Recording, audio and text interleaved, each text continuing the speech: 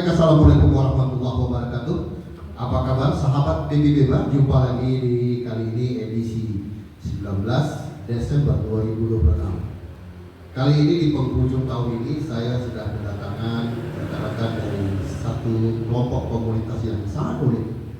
Besar hati rasanya saya kedatangan mereka ini karena jarang-jarang kelompok yang sedemikian ini mau diundang atau mau tampil, karena mereka ini biasanya agak sedikit eksklusif ya, berkelompok di tempat mereka sendiri begitu. Bukan karena mereka tidak mau berbaur, tapi orang yang kadang sulit untuk masuk ke kelompok mereka begitu. Karena tanggapannya tuh ini sudah unik begitu. Baik, langsung saja saya perkenalkan, hari ini kita sudah kedatangan kelompok dari Costa Pata gitu ya. Ini sebuah komunitas statistikawan dan para pakar data ya, pakar data. Luar biasa penempatan dan pemilihan katanya sendiri sudah Costa Pata. Dan begitu mendengar Costa Pata langsung saya teringat langsung sinus kosinus angin gitu kan. Costa Pata begitu. Dengan itu saya langsung ingat statistik langsung gitu ya. Luar biasa. Terima kasih Mbak Bunga, Bu Bunga yang selama ini adalah dosen sebagai dosen statistik. Alhamdulillah hari ini sudah hadir ya. Bu Bunga, saya biasa panggilnya Mbak Bunga. Terima kasih hari ini Mbak Bunga sudah hadir ya. Jumpa lagi di kalinya. Sudah diundang. Alhamdulillah, terima kasih juga sudah mau datang gitu ya. Dan Ananda Aryo, luar biasa. Aryo, apa kabar, sehat kamu? Luar biasa. Alhamdulillah, luar biasa. Baik, langsung saja kita berbincang dengan kedua narasumber. Hari ini Ibu Bunga adalah founder dari Costa Pata sendiri dan Aryo adalah humas gitu ya. Dan kita periksa dulu humas di sini maksudnya apa? Hubungan masyarakat atau hubungan masa bodoh, nanti kita lihat gitu ya. Yang mana yang benar gitu. Santai ya, Aryo ya. Baik, langsung saja Bu Bunga, Mbak Bunga perkenalkan diri mungkin secara pribadi dan juga untuk Costa Patanya mungkin bisa diperkenalkan kepada sahabat BBB yang mungkin baru mengenal. Silakan. Bismillahirrahmanirrahim. Assalamualaikum warahmatullahi wabarakatuh. Waalaikumsalam warahmatullahi wabarakatuh. Selamat siang dan salam sehat untuk kita semua. Pada siang hari ini saya ingin berbagi tentang Costa Pata, yaitu komunitas statistikawan dan juga pakar data, yang mana anggota-anggota juga pengurusnya merupakan statistikawan, kemudian mahasiswa yang mengambil peminatan statistika dari berbagai universitas. Insya Allah kita nanti akan mengajak UIN, karena UIN ada prodi statistika sendiri, dan kemudian ada juga dari dosen-dosen sains data, informatika, sistem informasi itu. Dan divisinya ada 5, divisi humas, divisi podcast yang sudah ini ya, ayam ya perdana podcastnya, ada 3 orang, Ariza, Ocha dan juga Tegak hadir pada sore hari ini. Kemudian ada divisi sains data dan divisi penerapan statistika, jadi ada 5. Dan di sini yang hadir kebetulan tim humas dan tim podcastnya, karena untuk ketuanya sendiri lagi di Bali, Pak Edi Elisa. Kemudian yang dari tim divisi sains data itu Pak Eko katanya nggak bisa hadir hari ini karena ada acara di Uja. Tadi ada acara hari ibu, atau hari ibu kok tanggal 19 gitu, padahal kan tanggal 22 harusnya. Jadi bentrok ya. Kemudian untuk motonya sendiri, statistika untuk semua, sains data untuk perubahan. Karena kan statistika itu bisa diterapkan di berbagai sektor, maksudnya di situ statistika untuk semua. Kemudian itu sudah terbukti ya Pak, kemarin kita menerapkan di perfilman, kemudian menerapkan di lingkungan gitu. Dan beberapa penelitian saya itu berbagai bidang yang memang tidak bisa sekaligus, tapi kita berusaha menjangkau banyak bidang. Kemudian untuk apa tadi?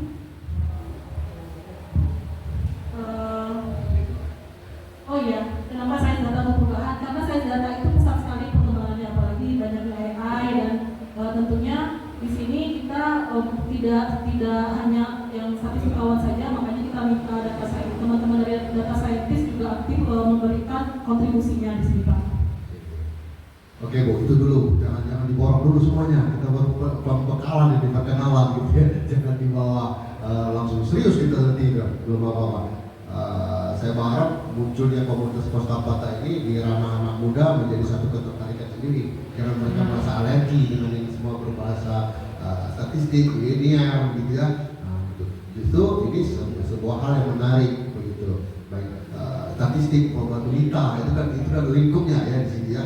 Baik. Nah, itu tadi sudah dijelaskan oleh Ibu Bunga bahwasanya Kostapata itu sendiri menaungi ya ataupun mengambil dari beberapa unsur, baik memang mereka yang para analis data, mereka memang mereka yang berkutat dalam bidang data, dan juga bisa difungsikan untuk banyak hal dalam kehidupan kita. Itu Bu ya, bisa bermanfaat. Bagaimana nanti tepatnya kita nanti ulik lebih lanjut. Nah, saya geser dulu ke Aryo gitu. Nah, Aryo sendiri di Kostapata sebagai apa nih? Humas ya? Iya, saya sebagai divisi humas. Humas. Coba perkenalkan Aryo. Kenapa Anda bisa terdampar dan apakah merasa tersandera gitu ya, atau merasa dizolimi dengan duduk sebagai humas, atau memang niatnya begitu? Silakan Aryo. Baik, terima kasih Pak. Ya, izin dulu ya Pak. Jadi perkenalkan, nama saya di sini Aryo Suryatrinata. Saya merupakan mahasiswa program studi matematika di Universitas Jambi Pak. Nah, kebetulan nih saya suka aktif di luar Pak. Ada ikut kegiatan beasiswa, ada ikut kegiatan lomba yang lain. Jadi lumayan aktif nih di bagian luar. Nah, langsunglah ditarik dengan bunga. Terus sudah ada ketertarikan dengan Kostapata sendiri di bagian hubungan masyarakat. Jadi saya banyak melihat kalau Kostapata ini peluangnya cukup tinggi. Cuma hubungannya dengan masyarakat itu masih belum terlalu kelihatan. Karena kan kita baru launching juga ya Bu ya. Terus sudah komunitasnya juga baru terbuat pada bulan 2. Begitu Pak. 2025. 2020. Berarti udah mau setahun dong. Sudah mau setahun. Udah mau setahun ya. Sudah mau setahun. Oke. Saya kali ini ketua tidak bisa hadir karena sedang di Bali ya Bu. Gimana? Iya. Apa-apa. Sudah cukup kok. 2 pendekannya udah turun gunung ini udah cukup begitu ya. Nah, sahabat BBB itu sekilas tentang Kostapata. Nanti di sesi kedua, di sesi pertama ini kita perkenalan diri dulu. Tapi sebelum saya mulai ini sekretariat di mana ya? Sekretariat di mana Bu? Sekretariatnya itu di perumahan Torino, Blok D nomor 4. Di rumah siapa itu? Saya. Oh, di rumah Ibu. Itu maksudnya ini rumah saya sih di Krisman Iya. C5, tapi itu saya punya rumah saya. Nah, itu ya. Torino ini di mana? Pos 10. Pos 10 ya? Pos 10. Pos 10 ya? Ya, sebelah kanan ya kalau menuju Pos 10 kalau nggak salah ya. Tadinya itu rumah buat aset aja. Ah. Tapi saya pikir mendingan buat sekre Kostapata aja. Oh, tentunya udah ada hitung-hitungan statistiknya itu mungkin ya, maka dibiarkan. Ada perhitungan belumnya? Iya, kelihatan Tapi itu. kebetulan saya itu beli rumah tusuk sate Pak. Oh. Jadi kalau beli tempatnya kurang baik ya. Ya. Tahu lah Rio ya. Oh. Feng shui-nya. Kata Feng Shui ya. Jadi kalau untuk kegiatan kemasyarakatan kalau dapat balik gue cocok katanya kan. Iya. Ya udah di situ kalau balik gue Kostapata. Oh, Kamu siap. kelihatan dengan Oh, siapa? posisi rumahnya itu. Blok berapa? Di blok Blok D nomor 4. Blok D. Kayaknya saya tahu. Di daerah seperti saya tahu. Iya. Tusuk sate pokoknya Pak. Iya, tusuk sate ya. Oke, baik sahabat BB, memang kita akan segera kembali lagi nanti di sesi kedua dengan bincang lebih dalam dan lebih menarik lagi. Kami segera kembali.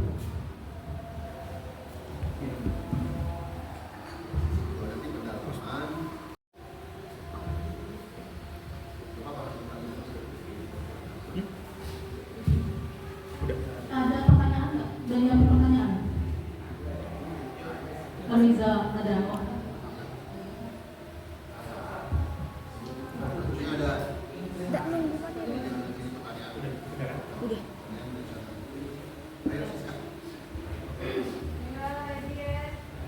Baik sahabat BBB, kita lanjut langsung di sesi kedua ini. Kita coba ulik lebih dalam sebetulnya Kostapata ini bagaimana dengan keseharian para anggotanya, dan sebetulnya minat mereka ini didasari karena apa gitu ya, sehingga terbentuk Kostapata. Nah, ini ada foundernya sebagai founder langsung sudah ada Bu Bunga. Nah, Bu Bunga, kita ini kan mendirikan Kostapata tentunya karena kesamaan minat ya, kesamaan minat ya Bu ya. Oke. Nah, sebetulnya awal cikal bakalnya berdiri tujuannya buatnya kemarin untuk apa ya? Sebetulnya kan kami dosen ini Pak diwajibkan punya perkumpulan profesi. Kemudian saya udah berusaha ke BPS, mereka tuh punya Pak. Cuma sepertinya mereka memang kayaknya yang lebih gampang untuk menjadi anggota itu orang dalam internal mereka gitu. BPS dan seluruh Indonesia gitu ya. Walaupun saya ini basicnya statistika, tapi karena mungkin bukan dari STIS dulunya, bukan alumni STIS, agak sulit saya mau masuk ke situ Pak. Sementara saya ada tuntutan di dosen itu ada BKD-nya, bukan kerja dosennya, salah satunya adalah aktif di perkumpulan profesi. Nah, sehingga termotivasi dari itu saya bentuklah komunitas awalnya Kostaka. Saya baca-baca Kostaka itu ada nama kafe kafe di Jogja kalau nggak salah. Saya cari, saya riset ya. Terus akhirnya ada lagi Costa apa ya, terus sama gunung. Terus akhirnya kenapa nggak Costa Pata aja? Tapi terakhir ada berita miring juga tentang Costa gitu kan. Udah terlanjur. Itu pas saya tahu ada berita namanya kurang agak ini. Udah terlanjur disahkan atau notaris tanggal 27 Februari 2025.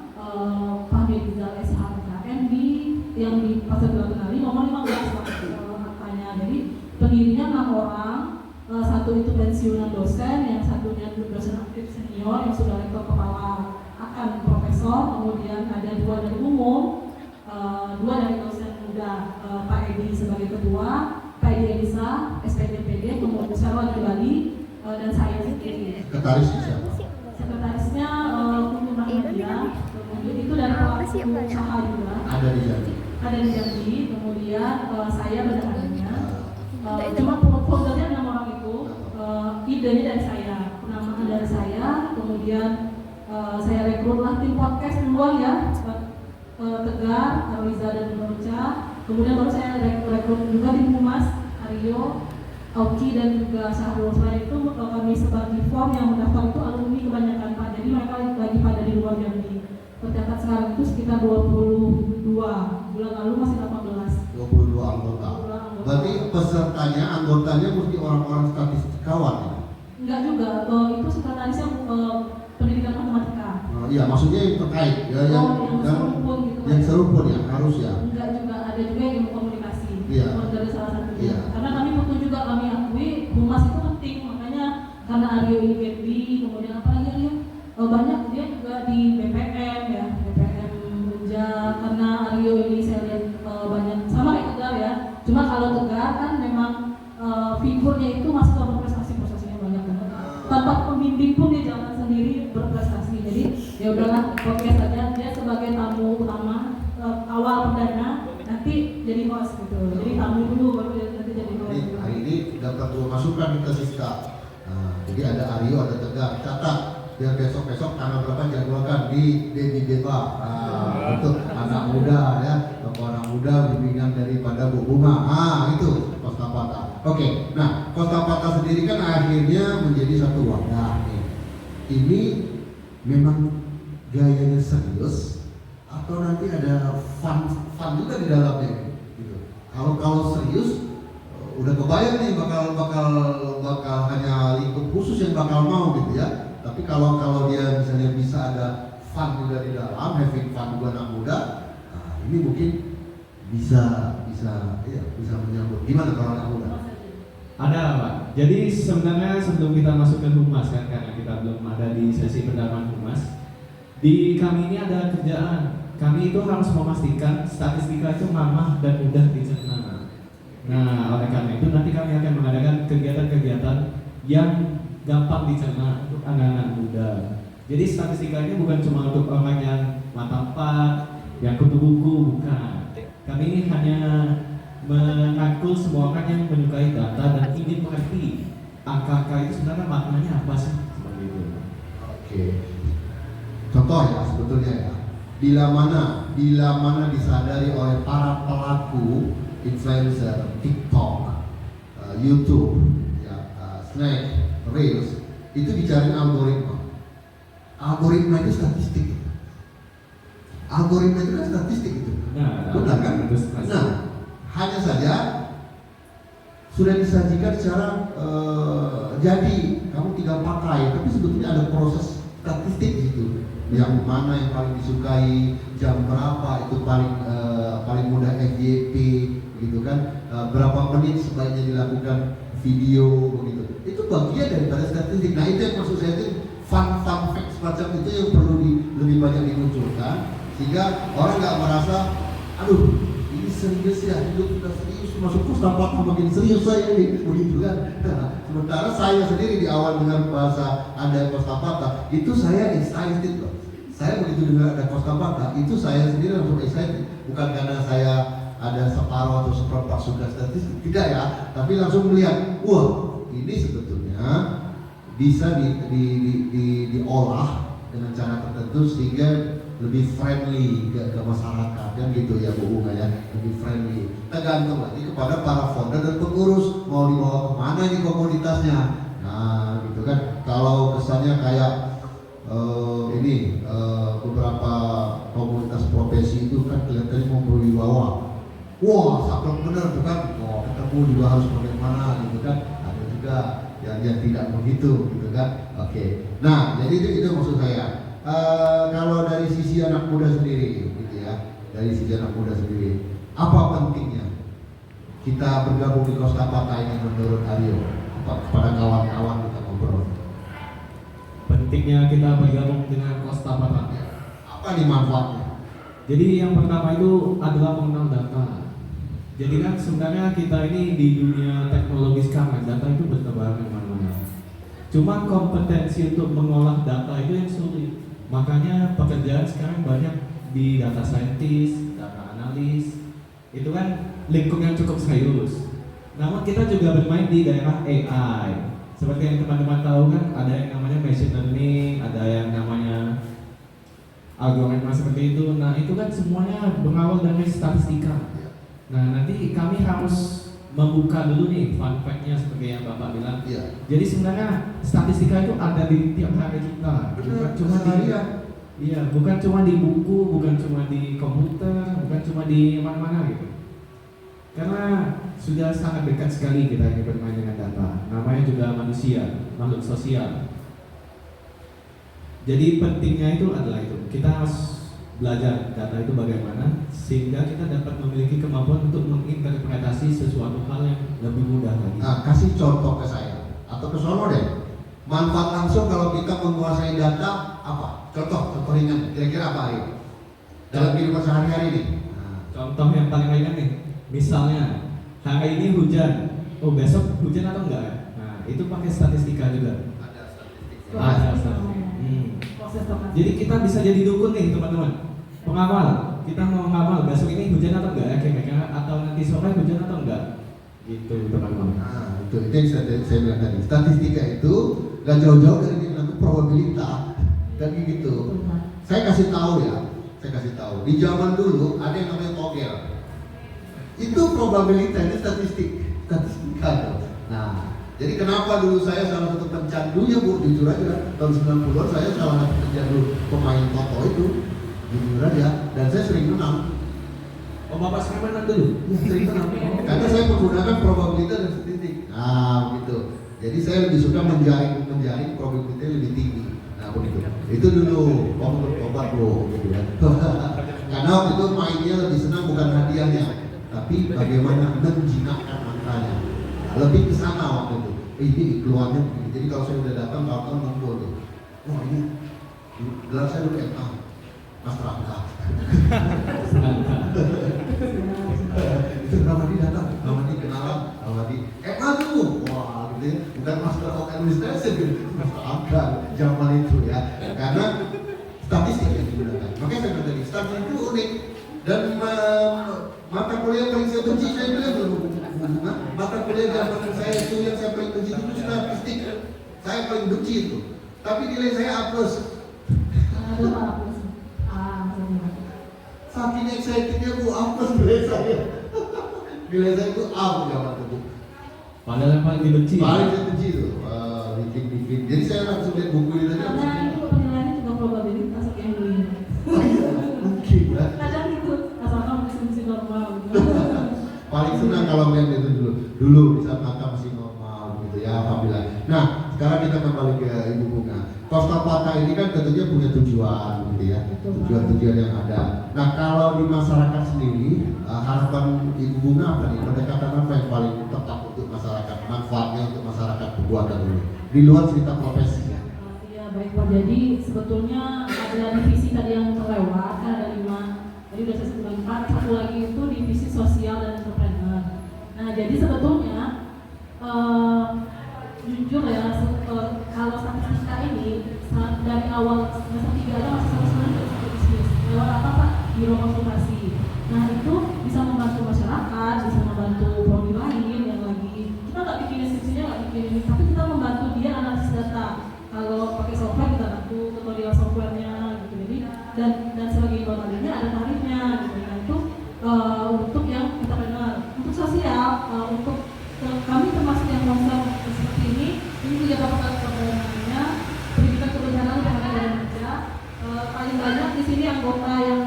mahasiswa untuk ikut di menulis buku ini, dan ini juga salah satu bentuk kepengabdian kami kepada masyarakat umum.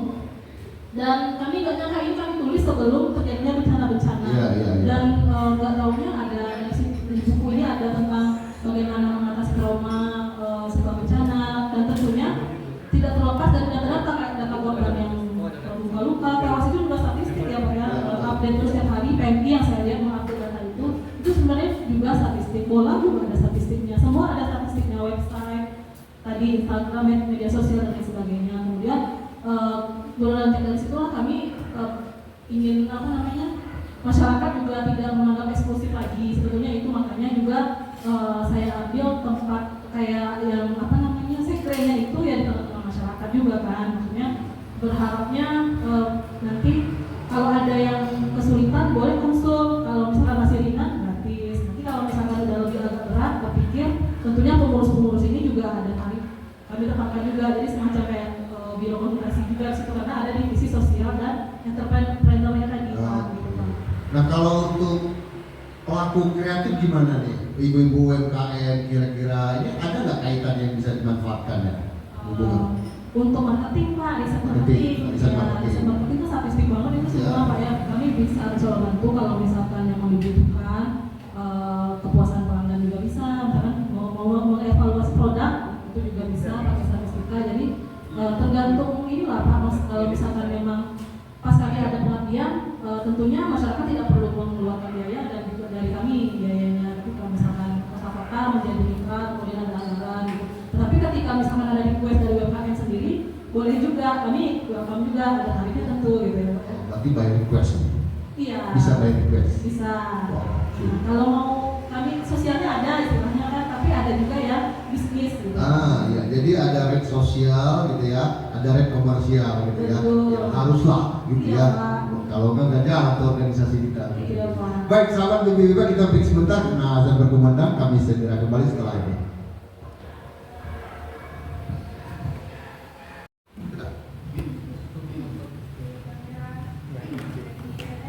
Baik, sahabat BBB, kita lanjut lagi. Kali ini kita coba tanya ke Humas ya, Bang Aryo. Nah, Bang Aryo sendiri kan sebagai Humas tentunya banyak memberikan penyuluhan kepada masyarakat yang mau tahu tentang apa itu Kostapata, bagaimana keberadaannya, bagaimana cara bergabungnya, manfaatnya apa, begitu kan. Nah, kalau orang umum nih mau mendaftar, boleh nggak gabung di Kostapata?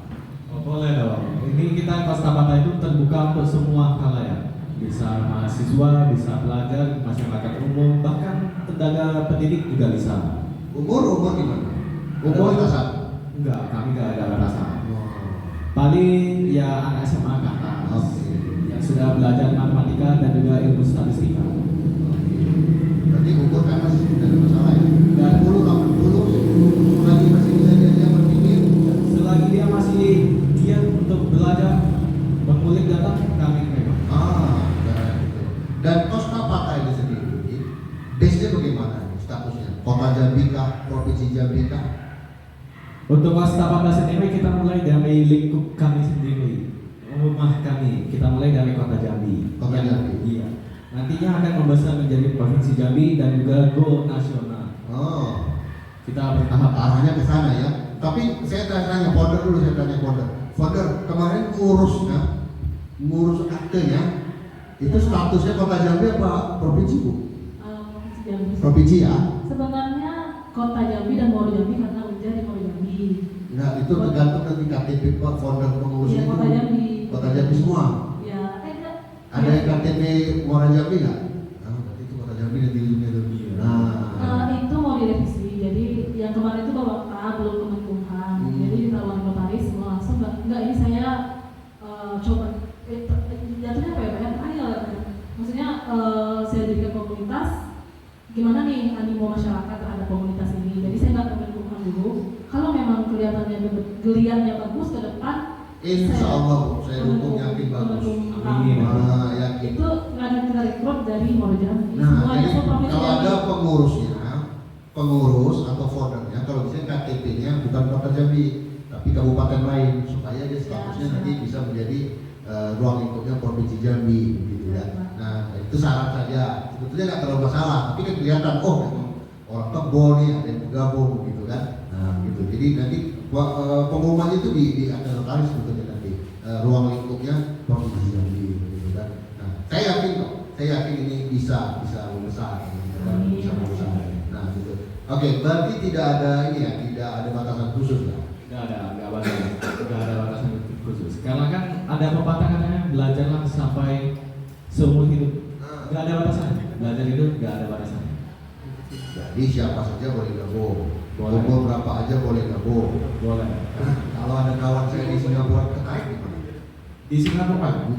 Oh, paling nanti kami akan menjadikan rekan kerja partner. Itu ya. Iya, belum menjadi anggota. Belum menjadi anggota. Kami masih di domisili Jambi dan sekitarnya. Oke.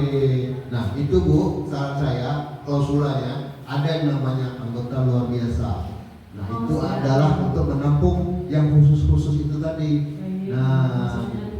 Nah gitu. Jadi anggota luar biasa tuh mungkin yang bukan orang-orang statistikawan, bukan ruang lingkupnya, tapi mungkin diharapkan kontribusi dan manfaatnya mungkin bisa diharapkan banyak dari beliau. Nah, Ibu bisa buat tuh status anggota biasa dan anggota luar biasa itu.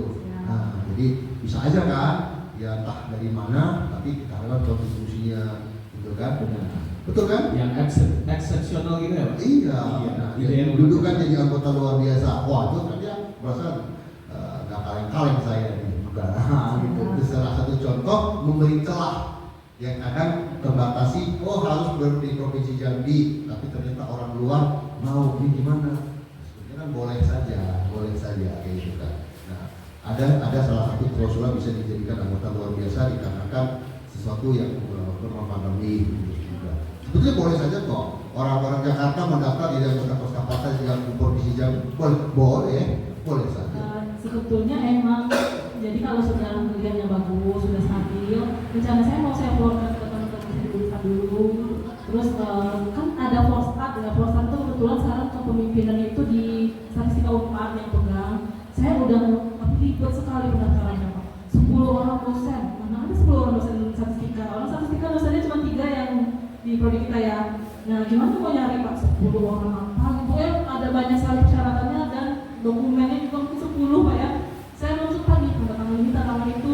Akhirnya saya pikir nanti kotak-kotak ini akan terbuat lebih fleksibel, simpel dan tidak rumit pendaftarannya pun gitu, tidak terlalu. Jadi bisa itu tadi setelah Kemenkumham SK-nya kita akan rekrut dari statistika IPB, statistika Unpad, statistika Unhas dan lain-lain yang ada statistikanya. Kalau untuk ke depan ini dalam waktu dekat UIN itu ada Vimeo yang saudara yang statistika sama Fadlul ya. Pak Fadlul itu sudah doktor, Pak sudah S3, jadi mudah-mudahan mereka bisa, karena mereka prodinya statistika, jadi mahasiswanya pun bisa bergabung bersama kami di divisi penerapan statistikanya. Itu rencananya Pak. Jadi kedepannya memang ini tidak lagi eksklusif, jadi kita buka buat semua gitu ya. Mau yang dari luar pun kalau memang mau, cuma kan bertahap lah Pak ya. Karena kan kita sendiri ada kesibukan masing-masing mahasiswa itu juga organisasinya banyak gitu. Saya juga ada organisasi lain yang bukan keprofesian gitu. Membagi waktunya mungkin kita akan lebih inikan lagi kalau misalkan mereka memang militan. Jadi mudah saya optimis sih bisa kita nasional lebih cepat lebih nasionalnya. Cuma kalau memang belum siap ya juga dipaksakan. Jadi seperti itu. Nah kalau untuk hubungan ke dinas-dinas sendiri gimana caranya hubungan? Mungkin ada banyak dinas yang butuh ya. Misalnya sendiri dinas tenaga kerja pasti sudah punya cara sendiri ya untuk memetakan atau punya statistik sendiri. Apakah terbuka kesempatan dengan kerjasama dengan mereka, dinas tenaga kerja, dinas perindustrian, dinas kebudayaan, mungkin ekonomi kreatif begitu ya. Nah ini kan sebetulnya banyak yang bisa. Karena contoh sendiri di Jambi itu pelaku industri kreatif itu kan simpang siur, walaupun data terakhir itu sudah 1.600 gitu, bahkan ada yang sampai 15.000. Maksud saya itu parameternya ini yang mesti kuat disebut sekian itu dari parameternya apa gitu kan. Biasanya statistik itu kan pasti punya parameter yang jelas kan. Pasti iya begitu. Nah dasarnya apa? Terus cara mereka mengambil sampel itu sendiri bagaimana? Nah gitu kan. Nah ini saya rasa sangat berguna, apalagi dalam bidang ekonomi kreatif, industri kreatif, ekonomi ya. Nah ini butuh sekali data-data itu. Sebetulnya pasar sudah mengarah kemana, gitu kan? Apalagi kalau misalnya anak-anak muda, anak muda zaman sekarang Gen Z itu keren-keren loh. Mereka bisa aja dapat data dari mana gitu ya. Pintar-pintar mereka ini. Nah ini gimana? Nanya AI ya. Nanya AI. Ya AI itu alat bantu, jangan bergantung gitu ya. Jangan bergantung. Dia sifatnya hanya untuk memudahkan, jangan bergantung ke sana. Kalau bergantung ke sana, yang ada menurut saya kemunduran juga gitu. Kalau menurut saya terjadi nanti malah kemunduran. Nah, akhirnya kita malas menghafal kan. Akhirnya kita malas menganalisis kan. Terima beres terus. Nah, begitu. Nah, alhamdulillah. Nah, saat ini kita memang sudah punya kosakata. Kalau komunitas sejenis ini masih ada nggak di Provinsi Jambi atau di Sumatera ya? Gitu. Gimana hubungan? Yang statistikawan ya, setahu saya belum ada ya Pak ya. Dulu sebetulnya awal-awalnya saya membentuk komunitas statistikawan dan matematikawan, komik art, statistikawan dua, komik art itu jadi biasanya tahun pertama juga 2021. Tapi itu kayaknya nggak ada ini ya, maksudnya kuliahnya nggak ada dan tidak diaktifkan, makanya nggak ini ya, dan belum terbuka juga ya untuk launchingnya Pak ya. Jadi akhirnya tenggelam dan jadi kosakata. Kemarin sambutan dari BPS itu hangat ya, Bu Kadre Suardani, kemudian Pak Budi Hartono, siapa lagi yang kemarin yang mampir di saya postingnya kayak flyer ini, kemudian dari beberapa kali itu Pak Bayu juga Gunawan Harahap, kemudian mulai Pak Sabri sampai pensiunan, kemudian ada teman saya Oka India Sali, dia di Tanjung Tim atau Tanjung Bar itu PNS, kayaknya dia pegang jabatan juga. Terus kemudian intinya bisa sih Pak, kalau sambutan yang saya lihat lumayan di IG saya banyak yang like juga, di Facebook ada yang like, di mana di status WA juga ada yang follow, itu berarti kan termasuk hangat lah sambutan masyarakat, maksudnya karena memang mungkin belum ada Pak ya baru ini, dan BPS itu pun juga kan kesehatannya mau betul Pak, kami udah pusing survei kami banyak, ada sensus mau ngurusin itu ngomong apa, tapi kalau jadi anggota mau katanya, kalau mau jadi narasumber bersedia. Itu yang penting saya bilangkan Pak, maksudnya yang penting mereka ketika diminta jadi narasumber mau berbagi ilmunya, diundang ke podcast Postapata, kan podcastnya Postapata Pak namanya, itu mereka mengerti mau gitu ya. Dan selebihnya mungkin untuk yang zilenial tadi, yang Gen Z itu tanggung jawabnya Humas. Kalau yang instansi stakeholder itu mungkin anak founder lah ya yang tanggung jawabnya. Nah, itu dia, itu dari sekarang udah ada di kotakannya nih, lurusin ini nih, gitu kan? Nah, gitu ya. Oke, kalau dari sisi Aryo sendiri selaku Humas mewakili Gen Z, masih Gen Z ya Aryo ya? Iya, masih muda saya Pak.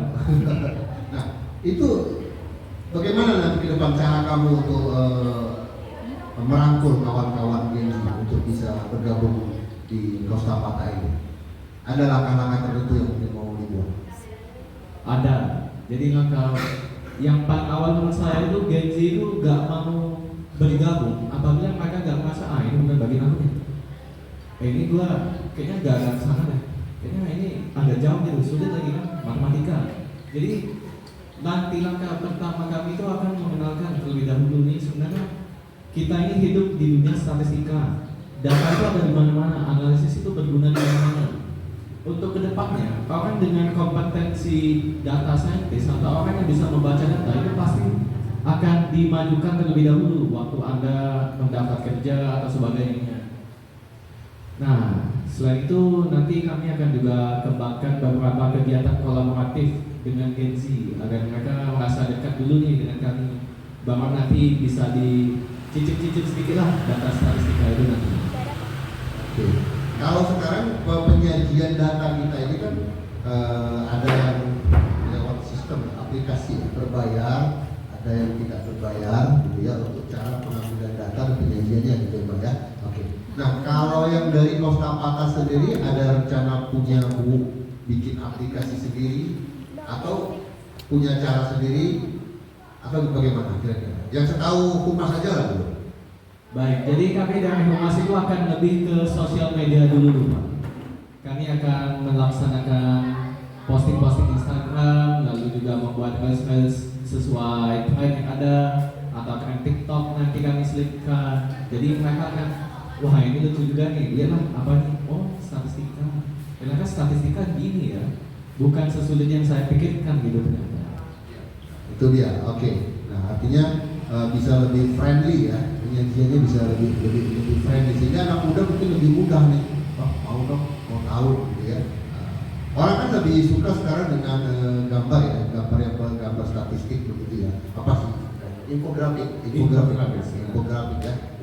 Mereka lebih suka begitu ketimbang membaca data yang begitu banyak. Mereka lebih suka membaca ya. Karena di situ visualnya dimanjakan dengan data, bukan cuma visualnya angka-angka saja, tapi di situ juga ada grafis ya, ada gambar. Itu mata kita bisa cepat membantu otak untuk memproses itu. Nah, kalau rencana sendiri ini kan 2025 mau berakhir. Nah, kalau dari Humas sendiri bocorannya dari founder-founder nih ada rencana apa 2026? Ada program apa rencananya? 2026. Jadi ada dapat bocoran kan? Atau punya harapan apa? Langsung aja mumpung kono di depan dilempar. Harapannya sih kami ingin melaksanakan konten TikTok sebenarnya. Sebagai Gen Z ini kan ada feeling-feeling untuk dancing, untuk ya melakukan have fun lah. Tapi yang bermanfaat, yang ada dagingnya. Jadi perkenalan dengan Gen Z itu lebih gampang lagi. Seperti itu. Itu rencananya ya. Nah kalau nggak manfaat itu kemarin buat PFAD.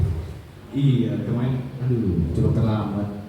Sangat Bapak ngasihnya beberapa hari sebelum ya Pak ya. Mereka kan juga ada tugas-tugas itu sangat bisa di apa ya, kayak saya di data itu sekarang dari berapa puluh film yang masuk kan bisa dilihat itu kecenderungan drama apa, horor yang begitu. Nah, itu kan bisa dimanfaatkan itu sebenarnya kerjasamanya ke depan ya. Dan, nah gitu data-data semacam itu. Terus ternyata kontributor itu paling banyak di rentang usia berapa? Ujian berapa kiriman kemarin? Siapa? Dari ujian? Nggak ada. Kemarin sih ada katanya biasanya mau ujian atau ujian? Satu kalau nggak salah. Cuma satu nggak menang ya Pak? Nggak Menang udah. yang Kalau menang kita suka mau buat film gitu. yang ada kemarin itu Unama dapat juara 3. Unama dapat juara 3 gitu. Ya alhamdulillah. Secara statistik minatnya bertambah. Secara statistik sebarannya juga mereka bermain sekarang banyak di berbagai genre. Kalau dulu tuh banyaknya genrenya horor.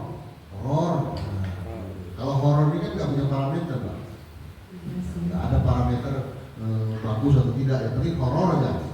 Gitu ya. Tapi ada jump scare ada gitu ya Pak? Iya, gitu kan, nggak ada. Jadi paling enak tuh bermain di horor. Udah teriak-teriak udah masuk horor tuh. Darahnya.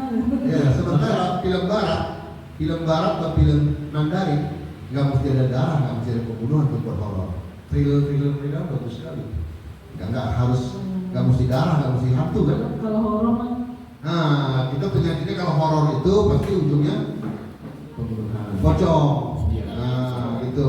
Nah, sementara tidak harus itu kan, film horor itu. Thriller semacam itu psikologi bisa juga sangat mencekam. Nah, ini perubahan-perubahan itu, bias-bias itu kan itu masuk ke ranah statistik sebetulnya.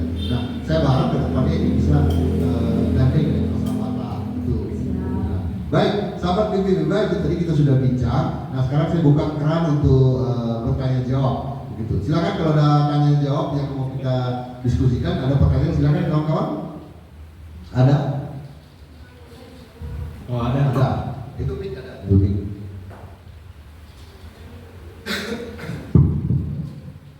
Izin sebelumnya saya ingin bertanya karena sebenarnya ada 2 pertanyaan nih, enggak? Nama dari mana? Oke.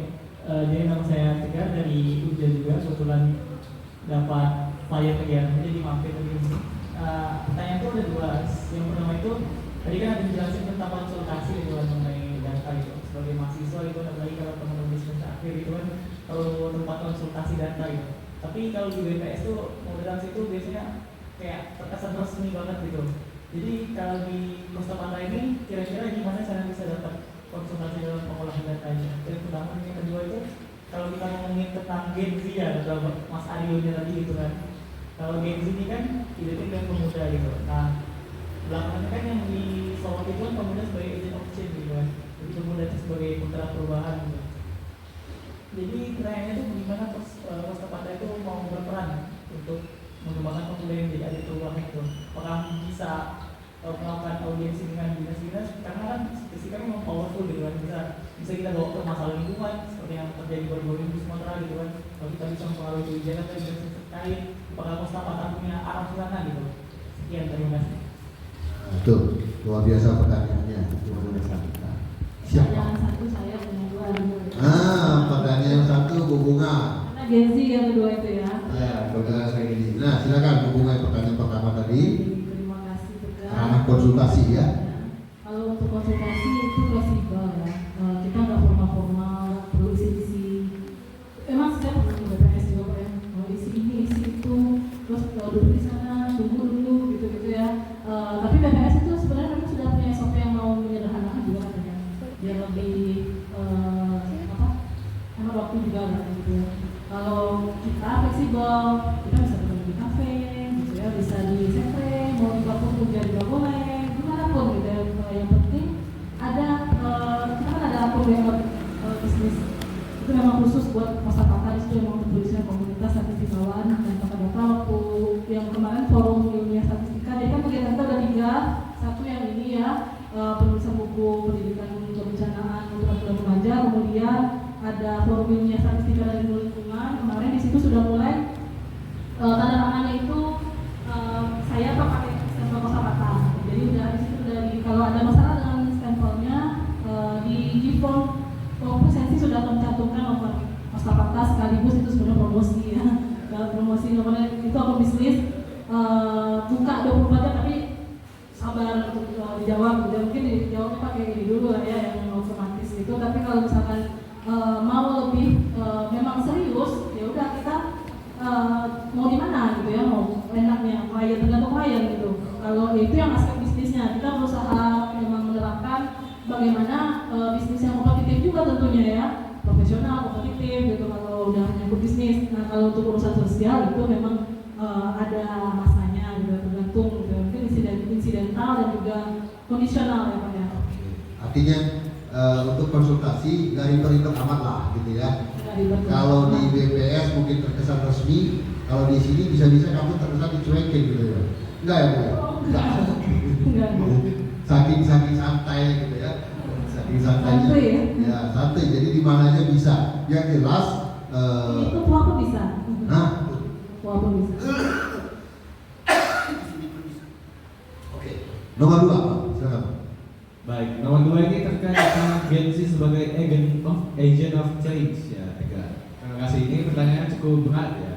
Tapi sesuai dengan slogan kami, statistika untuk semua, sains data untuk perubahan. Jadi tentu kami pertama akan melihat terlebih dahulu nih data-data yang ada. Dan juga kami akan mengajak teman-teman Gen Z ini untuk melihat ini dari semua yang sudah kita lakukan ini, dari semua yang berjalan ini sebenarnya optimal atau belum, sudah efektif atau belum, sudah yang terbaik atau belum. Nah, apabila terdapat celah, terdapat suatu kejanggalan, kami akan mencoba untuk mengubahnya. Kami akan mengamati surat-surat ke dinas terkait, ke pihak-pihak yang terkait untuk mengubah dari ketidakoptimalan yang kami temukan. Nah, disitulah perannya si Gen Z nanti, karena kan Gen Z ini energinya cukup banyak, cukup ingin berubah, karena ya cukup pembangkang dari kami ini Pak. Kami agak kurang suka dengan sistem yang ada. Nah, disitulah letaknya nanti kita analisis ini kejanggalannya ini di mana. Nanti kami akan memberikan masukan dan perubahan apa yang terbaik untuk ke depan. Luar biasa, diplomasi ya. Saya pertanyaan langsung pertanyaan dari Pak Tegar tadi. Bu, kalau saya pembahasannya gini ke depan, ada nggak ke depan yang kira-kira fungsi daripada komunitas Kostapata ini menjadi lembaga survei pemerintah? Tergantung Pak ya. Nah, itu. Kalau seandainya politik, kami agak-agak menjaga ya. Kalau misalkan requestnya itu masih yang tidak terlalu politik, yang nggak terlalu politik maksudnya, kami terima. Tapi kalau sudah masuk ke survei elektabilitas bla bla bla itu kayaknya. Karena kemungkinan, karena kan lembaga survei itu mainnya di statistik, bermainnya di data. Betul. Cuma kami akan ke skop yang lebih inilah ya, yang lebih khawatirnya ya, jadinya malah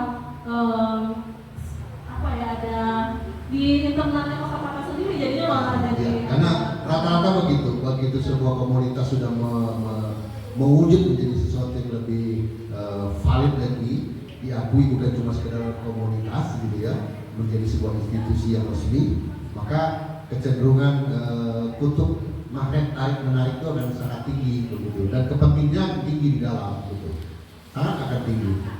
usahakan menjaga apa ya. Kalau masih yang masalah UMKM nggak diterima. Kan bisa aja nih operasi. tiba-tiba Pak Ramadi dimodali dengan seseorang karena saya dekat dengan hubungan dengan Bang Aryo, atau oke buatin lembaga statistik saya gini sekian cicai, kan bisa aja tuh. Nah, itu karena apa? Karena mereka percaya bicara kostapata, bicara komunitas, bicara kostapata itu berarti statistik untuk semua, data untuk perubahan bicaranya. Nah, artinya masih ada nilai idealisme di dalam.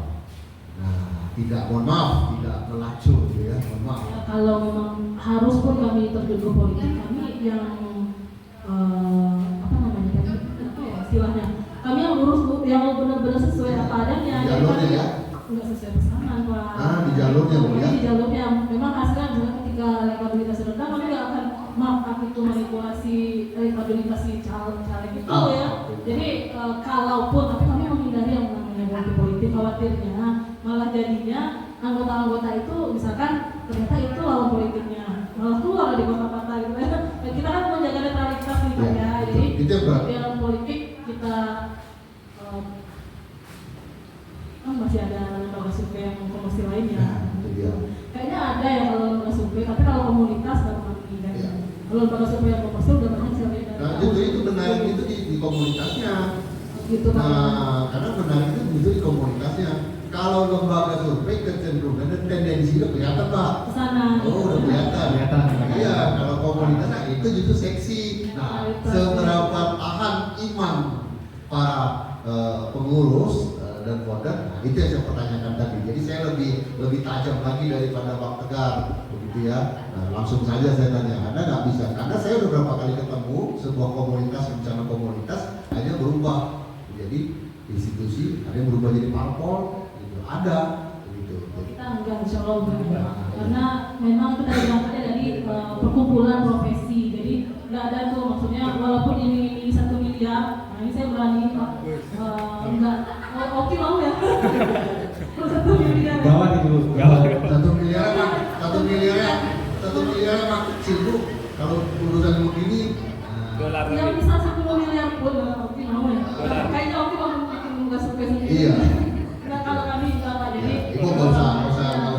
karena memang dari awalnya dibentuk itu enggak itu Iya. idealismenya. Ibu bentuk Oki, didik dia bentuk lembaga survei. Nah, jadi itu mainnya ke sekolah aja. Oke.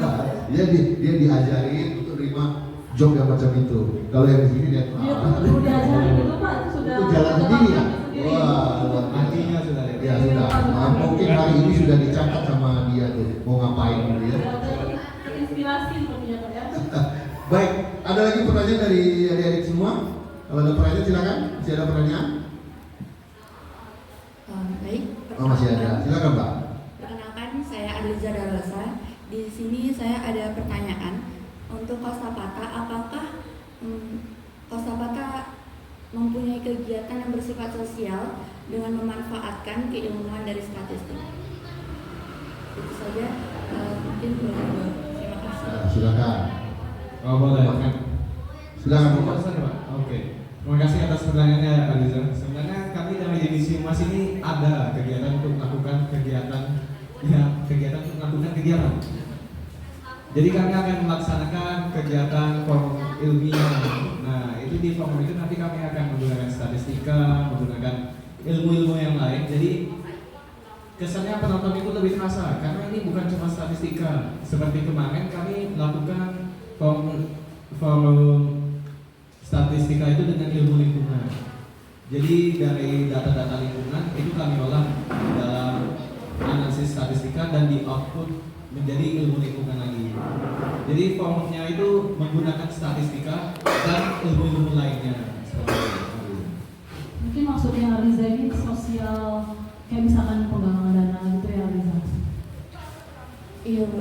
sifatnya kegiatan sosial. Sosial bukan Oh, maksudnya kegiatan sosial. statistika sosial kan ada lagi ya. Kegiatan sosial. Kegiatan sosial langsung menyentuh ke masyarakat, bukan pesanan proyek yang bersifat sosial. Oh, jadi kegiatan seperti penggalangan dana. Mungkin ada nggak kemungkinan ke arah sana juga ada kegiatan seperti itu? Kemungkinannya ada. Jadi Karena bahasanya ini komunitas kan. Kalau komunitas tuh ke sosialnya lebih tinggi biasanya. Itu memang mungkin bukan anak humas, kan ada divisinya sendiri sosial dan entrepreneur. Itu nanti akan di apa? Misalkan kalau kemarin kan belum ada personil yang fix ya, jadi kita belum gerak. Cuma setidaknya ada ini nih buku ini gitu ya. Mudah-mudahan bisa nanti kita setel ke sekolah-sekolah atau misalkan ada yang pulang kampung ke Padang, Aceh, Sumut, bawalah nanti buku ini gitu ya silahkan di sekolah untuk mengatasi trauma bencana remaja gitu Pak ya. Itu dulu mungkin ya. Tapi nanti kalau kita udah fix, udah sekretarinya udah terpampang gitu ya balihonya, itu mungkin kita bisa menggunakan dana juga gitu seperti yang disampaikan tadi. Dan itu ketua divisinya dari dosen gitu ya yang untuk yang divisi sosial dan entrepreneur. Nanti bisa bergabung, tapi kalau bisa sudah di podcast, ya udah podcast aja atau kuliah ya. Ya soalnya Aziza juga pengen gitu sekalian di podcast itu yang sifatnya sosial, yang sifatnya data terus. Bosan juga kali Aziza ya bicara data terus kali ya. Ini masukan yang baik sekali, bisa kita dalam di podcast masalah sosial itu pengalaman kayak Iwandi ya. Jadi bisa jadi. Dan mengangkat nama kosakatanya. Itu saya bilang tadi, nggak melulu dibicara ranah serius, ya.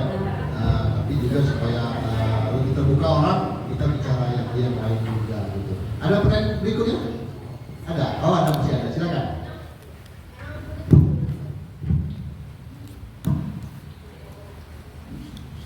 Oke baik, terima kasih atas kesempatannya. Perkenalkan saya Oksan Ramadhani, saya dari Universitas Jambi.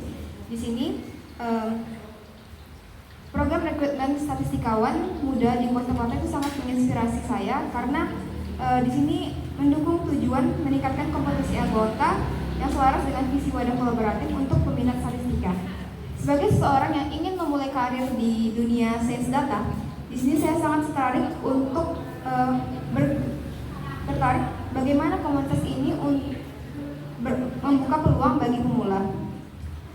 Bagaimana program dari Kosapata ini tuh membantu statistikawan muda untuk mengatasi tantangan awal karir seperti membangun jaringan ataupun tantangan-tantangan lainnya, dan apakah ada website rekrutmen atau channel YouTube ataupun forum online dari Kosapata yang dapat saya akses untuk info lebih lanjut. Sekian, terima kasih. Tuh, Mas Bro.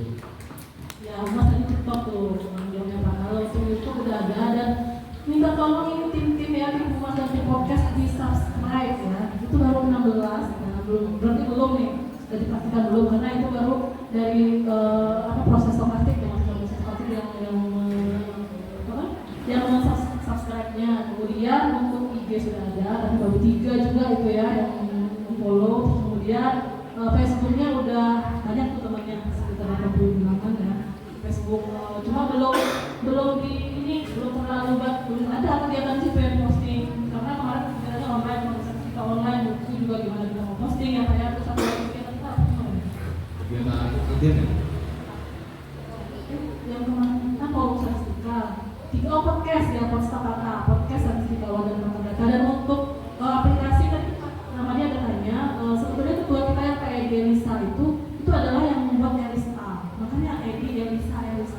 Oh, nah, ya, jadi Pak Edi itu yang buat. Jadi kalau masalah nanti itu aplikasi, siapa sebenarnya juga, tapi siapa itu barengan sama lagi Pak Edi Elisa, Pak Jeffrey Dekan, sama Pak Pradita Eko, sama yang di TIK lah ya di Faktik misalnya.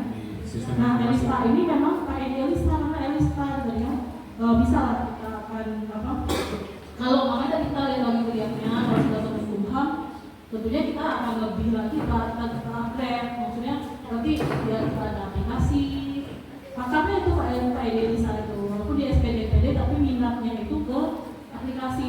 Dia bisa bikin wallet, bisa bikin dia punya kayak semacam web bisnis juga, bisa kita minta bantu buat kosakata juga gitu ya. Cuma masalahnya untuk awal ini minta tolonglah di subscribe Ananda ya, dan tolong untuk yang teman-temannya, saudara-saudaranya untuk subscribe juga. Yang pemirsa di rumah juga, kalau misalkan berkunjung ke YouTube ada komunitas statistikawan, itu kosakata, kemudian dari di Facebook juga ada, IG-nya juga ada, TikTok itu tanggung jawab Humas, sama apa lagi? Humas sama apa? Ada di Instagram ya. Instagram nanti kami mencoba komunikasikan juga di TikTok, terus ada di Facebook itu nanti kami juga akan mencoba ya. Oke, kalau gitu yang Facebook Ibu kasih tahu aja passwordnya nanti ya. Yang Facebook udah ada tuh. Kalau IG memang masih baru 3 ya. Coba kalau nanti Humas saja yang bikin sendiri, sama TikToknya yang penting ya, sama lemon egg ya, misalnya yang kuning itu bawaan TikTok sama trend juga ya. Oh ya, Twitter. Kan bawaan Instagram itu ada trend ya. Oh. Trend sama lemon egg itu yang 8, lemon 8 yang bawaan TikTok semacam trend juga. Itu kuning. Oh, Snapchat ya? Masa Gen Z nggak tahu, masa lebih tahu milenial. Masa kami itu saya X nih, lebih tahu. Kita sekarang ya gitu. Yang lemon 8 itu kan bawaan TikTok, dia punya ini Instagram di masalah trend itu kan, trend itu Instagram ya. Terus di TikTok juga bikin, tapi lemon 8 warna kuning, sejenis trend itu gitu, kayak gitu lah ya. Gimana sih ini anak Gen Z, platform yang saling bersaing saat ini malah ketinggalan. Iya, itu potensi Humas juga ya. Ya itu ciri-ciri statistikawan. Meriset lah ya. Ya, ciri-ciri statistikawan nggak peduli yang lain. Nah, ngurusin dia sendiri. Makanya saya bilang tadi, kadang-kadang para statistik ini, para data ini terkadang lupa ngurusin yang lain, sibuk dengan data yang diolahnya sendiri. Sehingga untuk dunia yang di luar itu berlabuh. Itu salah satu ciri. Nah, itu. Sementara harusnya kalau orang statistik dan data itu sedapat mungkin membuka diri sehingga semua arus informasi masuk. Nah, kebiasaan rata-rata para pakar analis itu memang menganalisis apa yang ada di depan dia saja. Kebiasaannya begitu. Nah, sebetulnya juga ini ya, biar nggak podcast aja, pengennya sih ada yang ngasih edukasi di web kosakata. Karena kalau YouTube itu kan buat ibu pribadi ya, maksudnya itu personal YouTube ibu. Nah kalau bisa yang punyanya YouTube kosakata itu diisi juga dengan itu. Nah kalau bisa emang disekre kejadiannya. Kemarin kita di kafe ya. Nah besok ini kita berdayakan sekre kita, dari kita wali kita juga lah ya, itu sekre kita hidupkan lagi. ya lanjut aja. Dan kalau bisa dari situ edukasinya masuk juga di situ gitu, masalah statistika tadi mungkin Aryo sama kita kan dikembangkan nih kalau untuk masalah edukasi data kepada masyarakat sesuai dengan topik kita pada siang hari ini. Nah, nanti kami akan coba mencerna data-data ini supaya lebih mudah dipahami bagi masyarakat. Nah, itu intinya itu. Intinya. Jadi dalam komunikasi efektif ya, dalam dunia komunikasi efektif bukan seberapa banyak data yang disajikan. Yang disebut efektif itu adalah seberapa banyak yang dimengerti. Nah, dalam komunikasi itu bukan seberapa banyak omongan yang terjadi, bukan seberapa banyak informasi yang diberikan, tapi seberapa banyak informasi yang diserap dan dimengerti. Itulah sebetulnya arti daripada komunikasi yang efektif. Nah, penyajian data juga begitu, bukan masalah berapa banyak data yang kita kasih, tapi seberapa banyak yang bisa diserap. Masih ingat nggak rumah komunikasi efektif? Siap, Pak. Video ya. Baik, nah sahabat ibu ya, sebelum kita akhiri sesi kita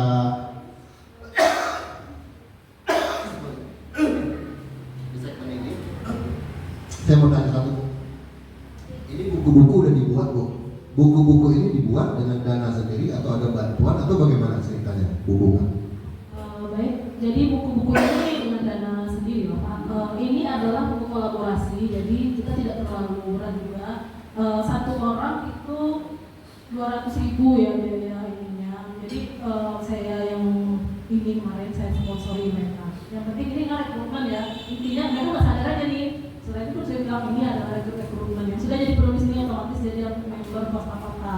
Nah, seperti itu ini rekrutmen Jadi di sini yang rekrut itu adalah Ramayana Nur Hadiati, Wati Keduri, Bibian, Radi, kemudian ketua itu ya, sekretaris, kemudian Farel Auki, Rafli Mareta, Agnes Agita, Aryo. Gitu ya. Kemudian yang ini buku yang saya penulis pertama, ini adalah buku pengantar statistika. Ini juga kolaborasi. Jadi kalau kolaborasi ini penulisnya dari mana-mana Pak, dari seluruh Indonesia. Jadi ini kita tinggal daftar ke penerbit dan nanti ada grup kepenulisan, kita selesaikan sesuai deadline dan ISBN-nya diurus oleh penerbit, kemudian kita diberi sertifikat penulis, diberi sertifikat HKI gitu. Dan ini juga yang saya tulis pertama, ada satu lagi yang saya tulis pertama, ini dasar-dasar statistika untuk mahasiswa sains. Yang penulis keduanya ini ada di tingkat saya dulu di Fakultas Statistika UNPAD, aplikasi warnanya. Dan ini juga ada folder di sini ya.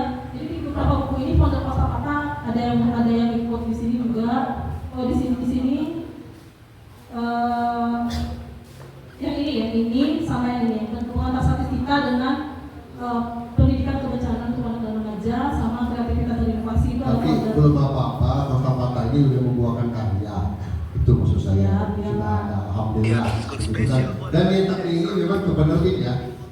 Enggak, kalau yang deep learning emang penerbitnya memang menawarkan. Kalau yang lain, kalau kami cetak sendiri, berarti ini lebih ada untuk kalangan sendiri, begitu ya? Bisa Pak, dipesan untuk yang tergantung penerbitnya sih Pak. Kalau yang penerbit ini bisa dipesan penerbitnya, kalau yang ini enggak. Tapi kan belum SBN? SBN Pak, sudah ya, sudah semua. Semuanya SBN. Makanya kami semangat ya di situ karena kita nggak terlalu mahal bayar, tapi SBN-nya ada. Ini SBN 98. Ini berapa eksemplar yang dibuat kemarin rata-rata? Yang mana maksudnya? Kalau saya itu tergantung kebutuhan. Kalau pas saya ngajar, saya ada banyak saya cetaknya. Kalau misalkan nggak saya pakai itu ngajar, nggak terlalu banyak juga. Ini tadinya disiapkan untuk door prize ya bagi yang datang. Ini juga ISBN-nya udah ada Pak. Di ISBN 98. Dan ini penerbit kita menulis ini top 7 Pak, top 7 di Indonesia. Termasuk juga di Publish, kemudian ada beberapa penerbit yang terkenal lagi ya. Karena kalau yang beda-beda penerbit, kalau yang penerbit kita menulis ini ketat sekali. Kalau misalnya 10 hari kita nggak bisa menyelesaikan naskah bab kita dikeluarkan dari grup. Itu ada yang sudah menjadi seperti itu buku ini. Banyak founder awalnya yang ikut menulis, tapi karena tidak bisa memenuhi deadline dikeluarkan dan hangus uangnya. Karena kita udah ini kan. Itu salah satu cara dari penerbit untuk tertib ya. Karena mereka juga punya tenggat waktu. Betul. Mereka punya deadline juga. Dan ini kami ada satu buat oleh-oleh buat DPD Bang. Alhamdulillah. Terima kasih. Yang mana ini? Yang mana ini untuk kami? Itu kreativitas dan inovasi sesuai dengan TOA yang memang menjadi wadah kreativitas dan terima kasih. Aplaus dulu nih untuk Kostapata. Bukunya kreativitas dan inovasi ya dari Kostapata. Ini saya terima dulu Ibu ya. Luar biasa. Foto dong. Foto sebentar.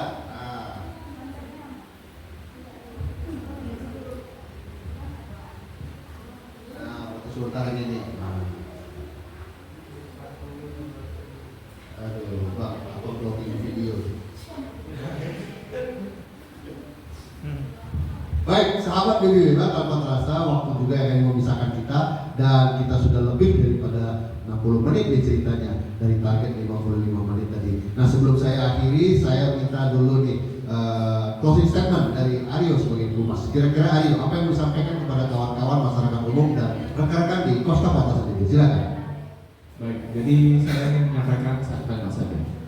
Jangan takut dengan yang namanya matematika, statistika, dan sains data, karena itulah masa depan kita. Jangan takut dengan matematika, sains data ya. Jangan takut. Kenapa nggak takut ya? Kenapa nggak usah takut ya? Karena ternyata banyak sekali informasi ya. Kita didasari dari situ, gitu ya. Karena semua berasal dari matematika, hitungan dasar ya. Baik, luar biasa anak muda satu ini. Baik, Aryo sudah memberikan testimoni, memberikan closing statementnya. Kita segera saja langsung saja ke Bu Bunga. Ibu Bunga sebagai founder dan juga dosen statistik. Silakan Bu, kalau ada yang mau disampaikan kepada masyarakat umum, khususnya kepada kawan-kawan di Costa Patah. Baik, terima kasih kepada Baby Beba. Kami sangat mengapresiasi karena kami di sini diberi kesempatan untuk hadir pada siang hari dan sore hari ini untuk mensosialisasikan Costa Patah. Terima kasih sekali, dan kami juga berharap masyarakat tidak lagi menganggap statistika itu sebagai sesuatu yang serius, momok yang mengerikan mungkin ya. Semoga tidak seperti itu, karena sebetulnya tadi sesuai moto kami statistika untuk semua, statistika untuk perubahan. Statistika itu bisa ke semua dan bisa, insya Allah kami bisa menjadi solusi untuk semua masalah di semua bidang.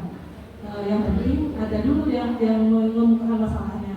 Karena kan mungkin kami cari masalah ya Pak ya, nanti bahaya. Jadi kalau ada masalah bolehlah ke kami mungkin bisa memberikan solusi secara statistik dan sains data. Mungkin itu. Terima kasih. Lebih kembali kepada Pak Rahmadi. Baik, ini luar biasa ya. Saya jadi teringat pegadaian ya, mengatasi masalah tanpa masalah. Kalau moto kita apa mungkin ya? Statistika untuk semua, sains data untuk perubahan. Saya pikir tadi misalnya statistika untuk mengatasi masalah. Itu juga bisa banget. Gitu ya. Jadi kesannya yang penting jangan cari masalah gitu ya. Nah, yang penting jangan cari masalah. Tapi bila mana Anda punya permasalahan berhubungan dengan data dan masalahnya statistik, apa yang dihadapi. nah, itu ada sekarang matanya bergabung di Costa Patah. Oke. Saya Rahmadi pamit undur diri dulu dari hadapan kita untuk segmen yang luar biasa pada sore hari ini. Di sebelah kiri saya ada Aryo dan Ibu Bunga. Terima kasih Anda berdua sudah hadir, luar biasa. Mudah-mudahan pertemuan ini menjadi pertemuan yang mendapatkan insight untuk kita semua. Sampai jumpa di sesi berikutnya, di segmen berikutnya, di Baby Beba berikutnya. Kami pamit undur diri. Assalamualaikum warahmatullahi wabarakatuh. Salam Baby Beba. Terima kasih.